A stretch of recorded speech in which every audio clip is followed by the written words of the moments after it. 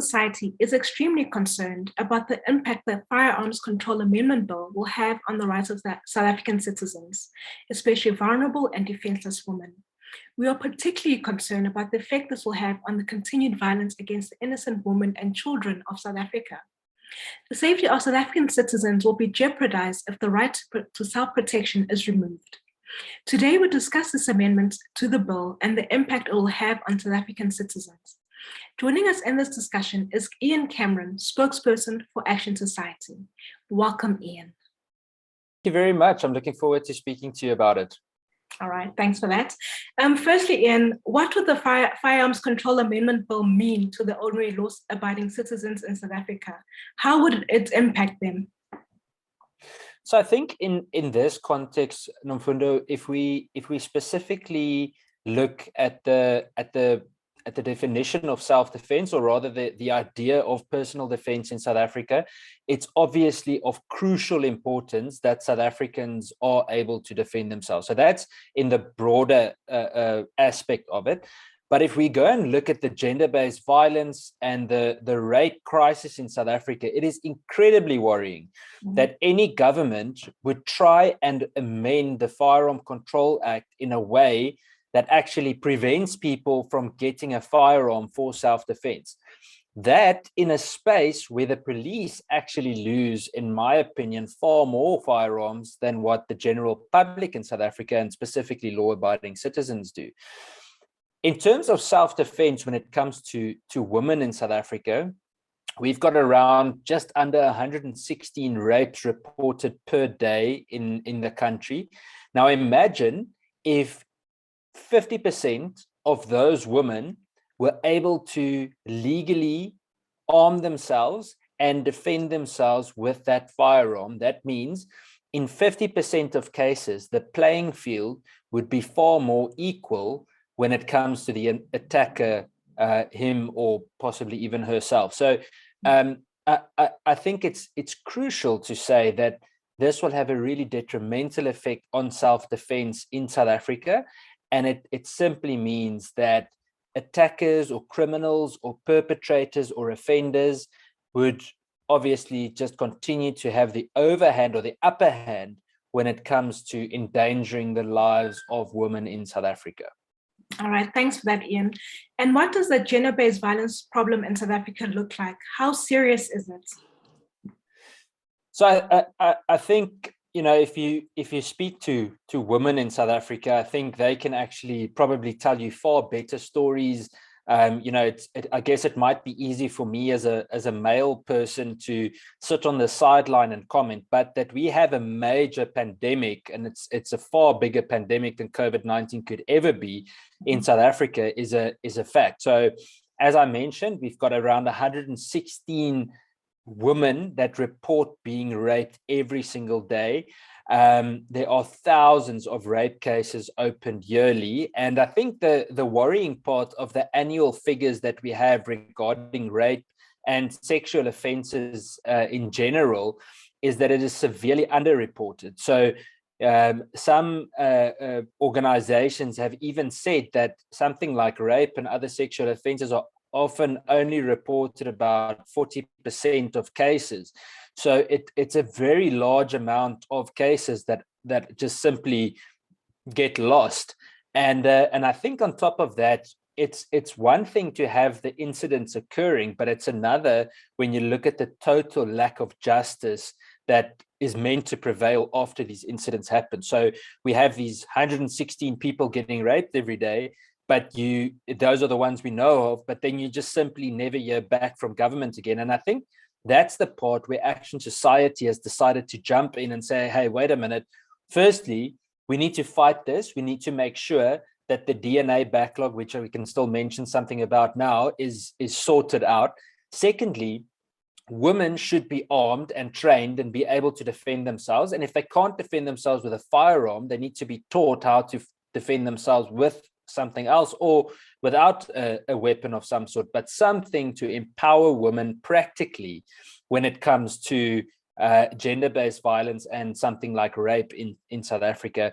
And I think then thirdly is the legal action that we've started pushing through Action Society to ensure that justice somehow prevails, and that we not only hold government accountable, but that we oversee cases. Like at the moment, we're busy with one in the Western Cape, close to Paarl, where a woman was brutally murdered by her partner or boyfriend, and he was actually out on bail after being arrested previously for exactly the same offense. Well, in terms of violence, he didn't kill her that time, but he beat her into hospital.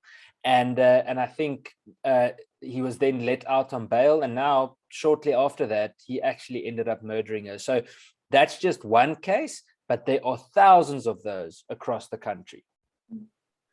Sure. And is there a challenge in terms of prosecution and obviously arrest of these perpetrators? Yeah, so I think the frustrating thing is there are a lot of police officials that would actually tell you that, and I know many of them that really do their jobs to the best of their ability with very limited resources. And I honestly feel for them, because I don't know how they stay motivated in the circumstances that they work in. I think the challenge that they have is that even when they do the investigation properly, we often see that the prosecution process is completely flawed. And we see, like this case I mentioned now, we see people walking free or getting bail after doing very atrocious things. And we would like to see not only justice prevail, but also urgent justice. We know of many cases where women have to go and, for example, go to an ID parade at a police station, but there's no room to do that. So they literally have to walk into a room where the possible offender can see the woman that he raped or hurt, and she is able to see him. So they literally relive the entire traumatic event again. And that's the type of thing we would like to influence as well. So yes, there often is an investigation problem. Something like a rape kit that's often not available is a massive problem. But that being said, it would be wrong to only blame police. If you look at the Western Cape as an example, I'm using that because of the Paarl case that I mentioned to you. There are more than 5,000 vacancies in the police in the Western Cape. It's the most understaffed province when it comes to policing in South Africa. And it seems to be a political strategy to make the provincial government look bad, because people are under the impression that the South African police service have some form of accountability towards provincial and even local government offices, and that's just not true. It falls under national government. So Action Society has now gone so far as to say that we should actually start looking at a federal system where police responsibility is actually divided in a way where they can be held accountable and managed in terms of funding as well from a provincial point of view. But nevertheless, I think, just to give context, that the police in many cases are severely understaffed. A lot of competence has left the police. Training is in many cases, unfortunately, not up to standard. And the backlog of investigation, never mind the actual forensic side, is really large. I mean, some in the more gang-ridden and high crime areas, you would see that some detectives have over 400 dockets on their tables. You cannot motivate yourself if you've got 400 dockets to keep track of. How do you suggest women fight back? What are the options, Ian? So I think there are a few options. I think firstly, obviously, and I'm biased because I feel that the more legally armed citizens there are, the more people can push back against violent crime when government fails to keep people safe.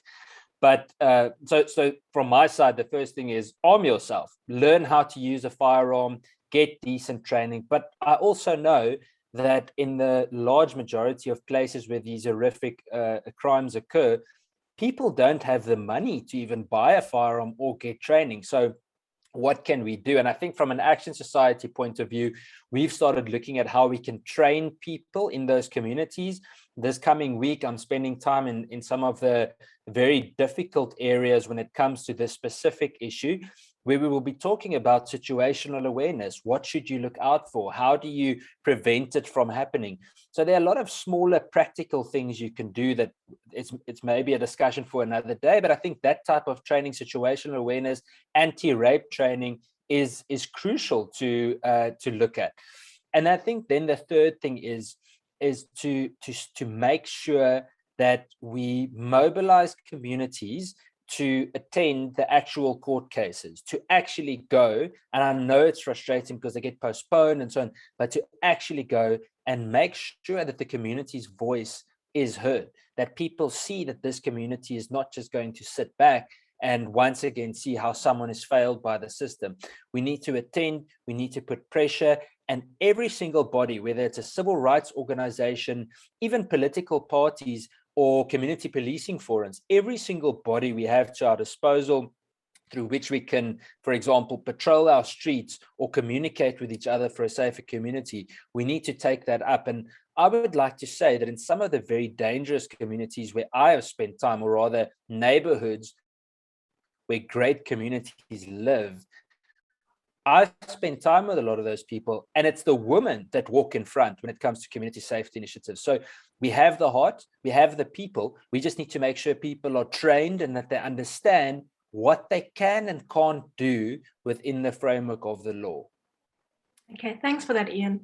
And we have heard a lot regarding the DNA backlog in South Africa, and it seems that many women and others are just becoming victims of a broken system instead of having options to prevent these tragedies from happening. Do you have any comment on that, Ian?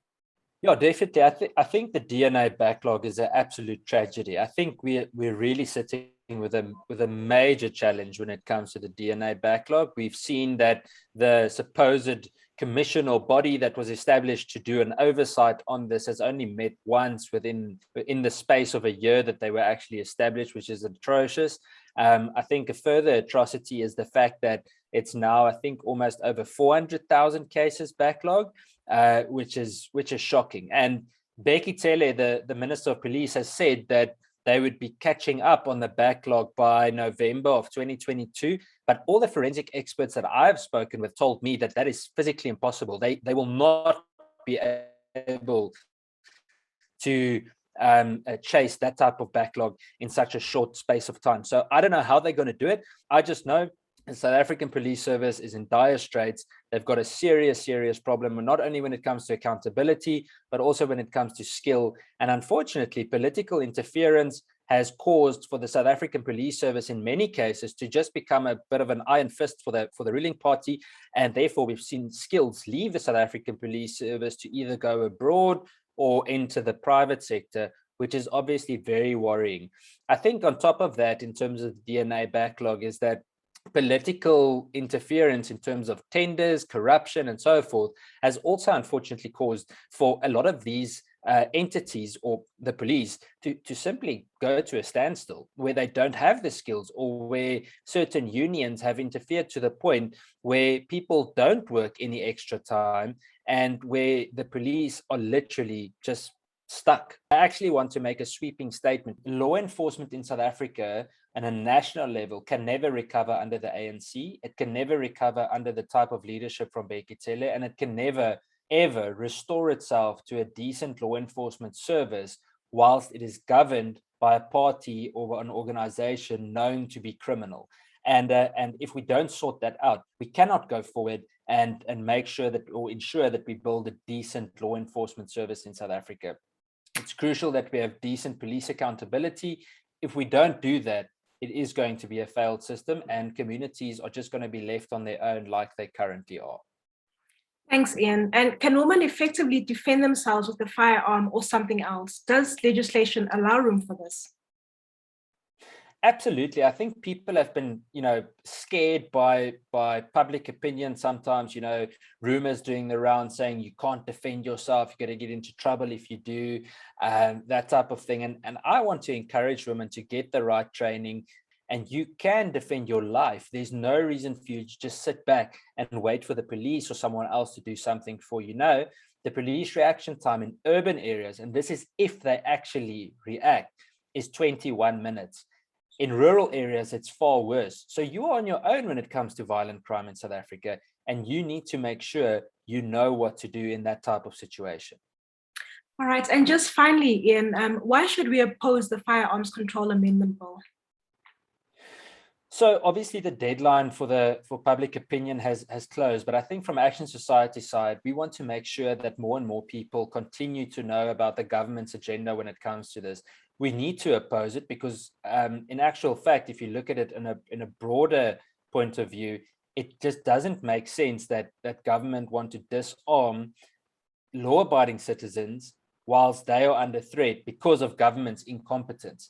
Police lose thousands of weapons. Between 2013 and 2019, they lost about 10 million rounds of ammunition, thousands of firearms in the same space. A few years after that, Chris Prinsloo and the Cape Flats they handed over basically 9,000 firearms to gangsters in the Western Cape.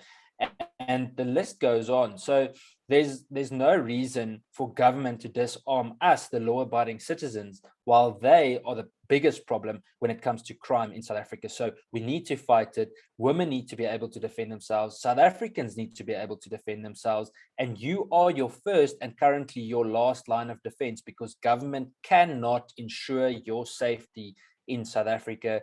It is failed. South African Police Service is a failed institution. And if we do not sort that out and all the things that I've said already, we cannot expect to have decent support from government when it comes to policing or law enforcement. Thank you so much for that, Ian. Thanks for such an informative discussion on the Firearms Control Amendment Bill. Thank you. Thank you, Mfundo.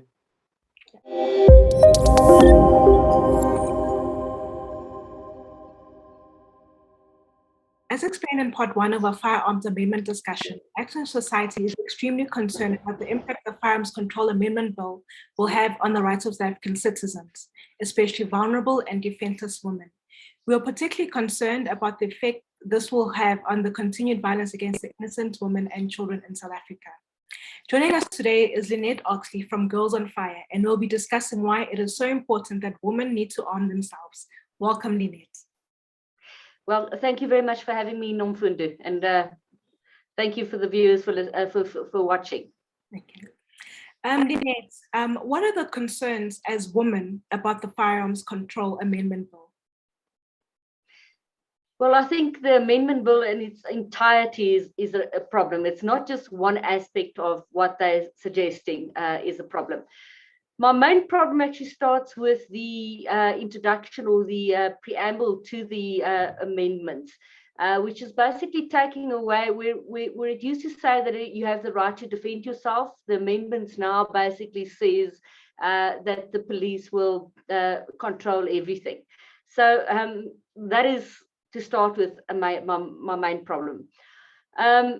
Several aspects, actually all of the aspects are like 9/10 of what they're suggesting is really not good.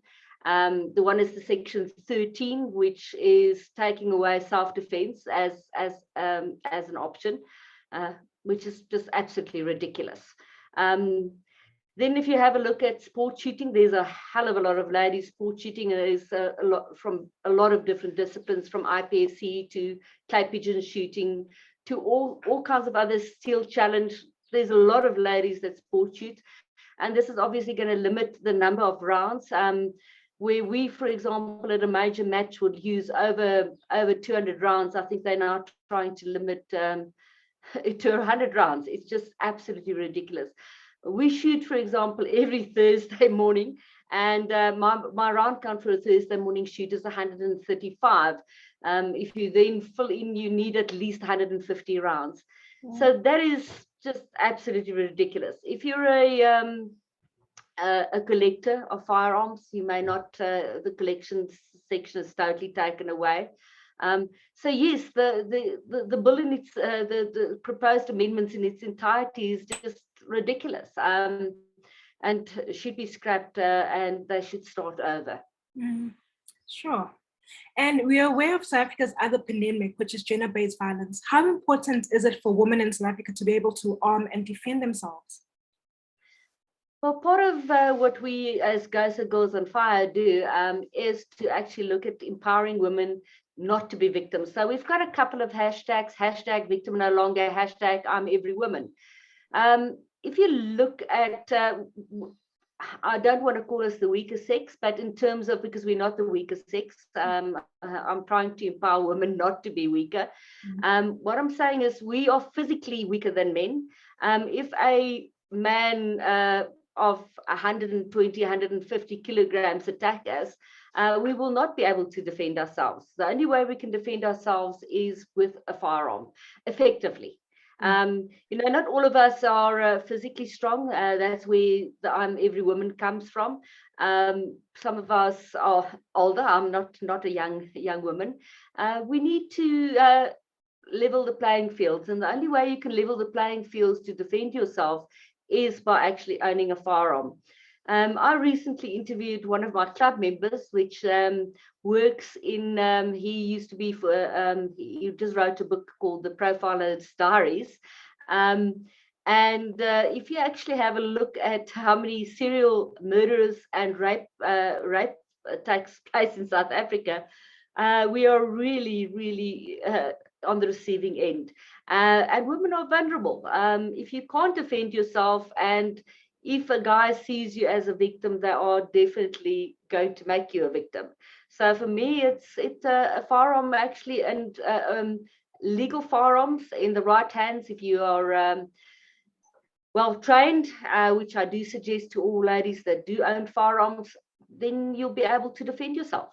We've seen a lot of news articles of situations where a gun owner is charged for culpable homicide for protecting themselves against an intruder. Do you believe that the law favors perpetrators, and how can women safeguard themselves to not find themselves on the wrong side rather of the law? Obviously, I think I always say, be aware of what's going around you.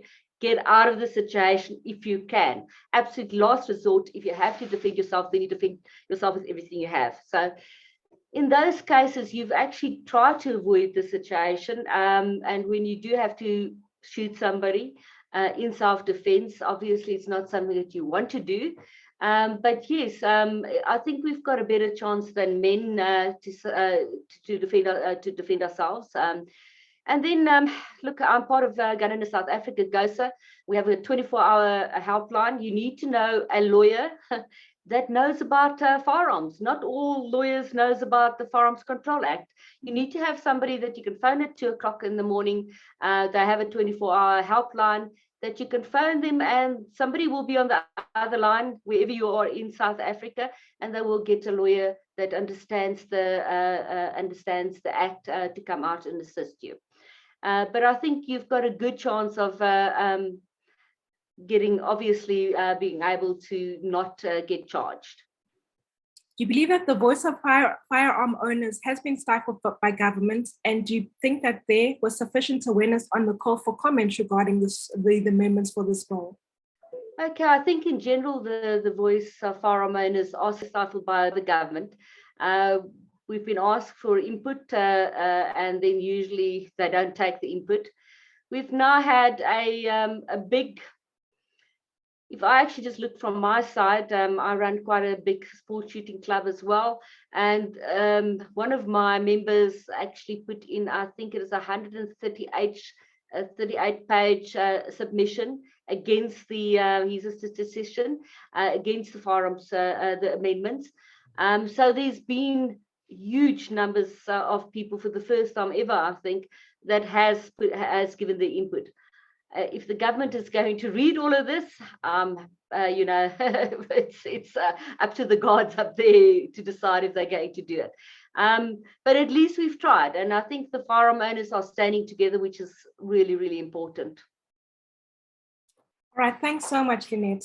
Thanks for your time. Thank you very much. Thanks, Namafunda, and thanks for your viewers.